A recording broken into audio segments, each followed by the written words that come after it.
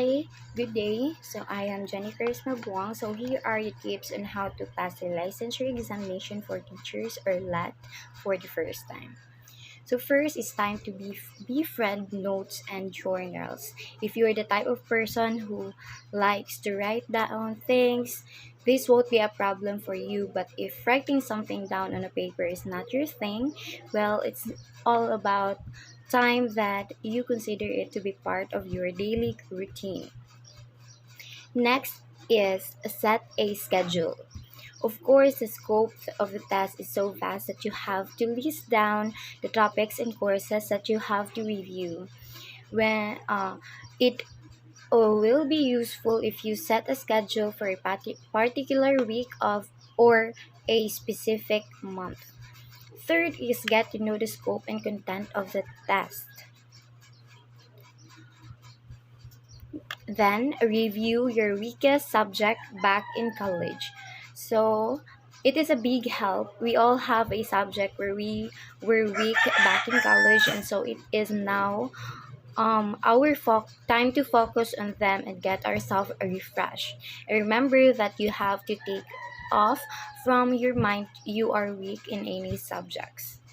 You may be slow in learning these areas, but all you need to do is you should be confident that you can learn anything. If anything finds difficult, you can opt for extra time for that subject and seek advice from people who are good at them. Next is practice shading, and conditioning is important.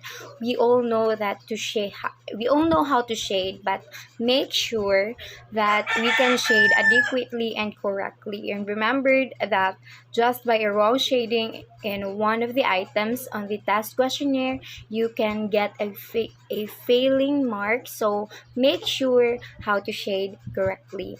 And next is practice answering situational questions. Most of the questions in the test are situational.